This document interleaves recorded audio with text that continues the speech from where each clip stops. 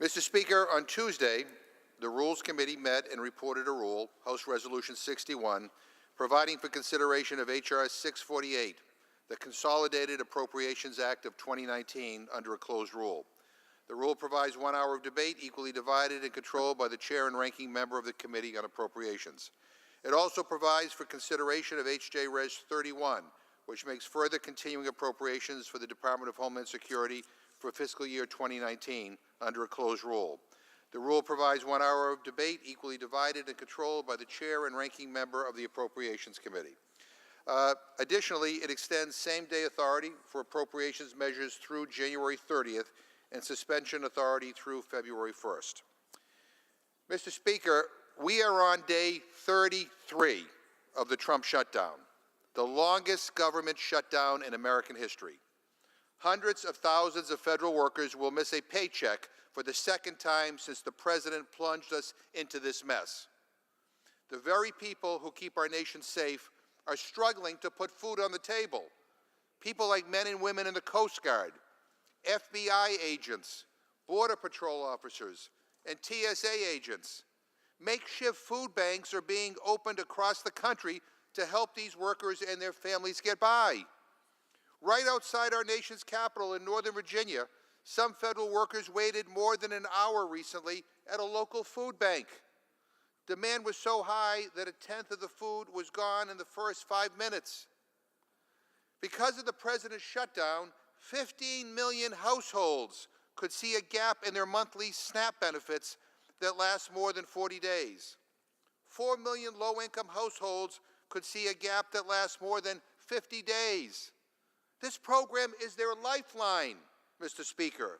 These families don't have a plan B.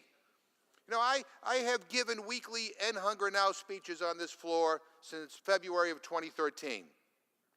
And I've made it clear time and time again that hunger is not only unacceptable in this country, the richest country in the history of the world, but it's a political condition.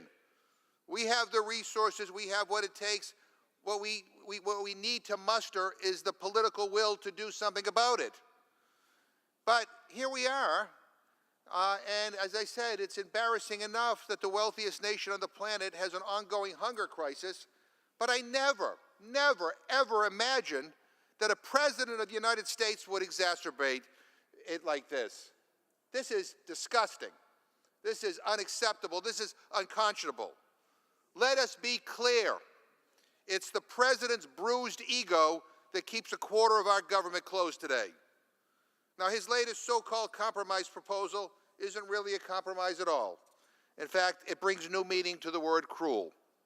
Not only does it fail to provide a permanent solution for the Dreamers or TPS recipients, it only covers a fraction of eligible Dreamers, and it excludes TPS holders from Asia and Africa.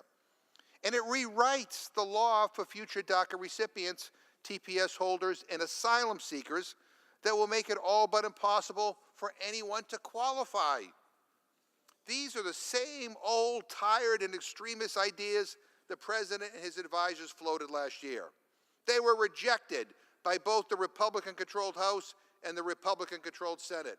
This is not a compromise. This is going backwards. Now, if this administration wants to target refugees, people fleeing persecution, people fleeing for their lives, if that's what they want to do, then at least they should have the guts to do it in an open hearing for the world to see. Now, President Trump is treating this like some reality show. He doesn't want to look bad in the right-wing press, despite the fact that members of both parties are refusing to fund his ineffective wall. If the president really wants to reach a compromise, he should log off Twitter and actually sit down with us. Be willing to actually negotiate. No more storming out of the Situation Room. No more of his my way or the highway approach. Work with us for a change. For whatever reason, Mr. Speaker, he's been unwilling to do that. President Trump may not have the fortitude to get us out of this mess that he created, but this majority does. So instead of following the president who got us into this mess, we have an opportunity to lead. Passing these bipartisan, bicameral bills is what leadership looks like. Now, many of my Republican friends have asked to consider a plan that doesn't cede the House's will by considering a Senate bill. Well, today is their day, because we are considering a bipartisan, bicameral compromise.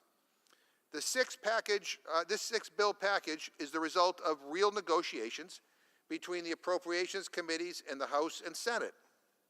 It's a true compromise that would reopen the entire government apart from the Department of Homeland Security. In fact, these negotiated bills are exactly what my good friends on the other side of the aisle have been asking us over the past week to take up. Again, this is all last year's work in the last session. Now, I recognize that we don't have a similar agreement on the Homeland Security measure included here, but this short-term CR will get our TSA agents paid while all other parties get back to the negotiating table. The minibus includes $328 million in new dollars for border security that we know will actually work. The funding will increase infrastructure investments at our ports of entry, install new technology that will scan for drugs, weapons, and contraband, put in place technology to detect unauthorized crossings, and fund more immigration judges. This is what smart security looks like in the 21st century, Mr. Speaker, not some medieval wall. Now, these details have already been agreed to by Democrats and Republicans on both sides of the Capitol. The majority is standing by our word. I urge my Republican friends, take yes for an answer. The President may be proud to have shut down this government, but this is nothing to be proud of. How can anybody be proud that 800,000 federal workers are about to miss a second paycheck? That our TSA workers are calling in sick so they can work another job that actually helps them pay the bills? Or that our economy is losing growth at twice the speed originally estimated? I could go on and on and on and on, Mr. Speaker. But I know each of us have heard from people in our district. Our offices are getting these calls, every day. In fact, every hour and every minute now. We are all hearing from struggling constituents. Their message is the same: end this shutdown. End this shutdown. This doesn't seem, unfortunately, to be a priority for President Trump. He's out there tweeting about which players should be in the Baseball Hall of Fame.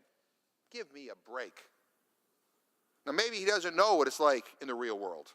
After all, the president got his start through what he has called a small loan from his dad that reports now estimate could have totaled more than $60 million. I mean, that's the world he lives in.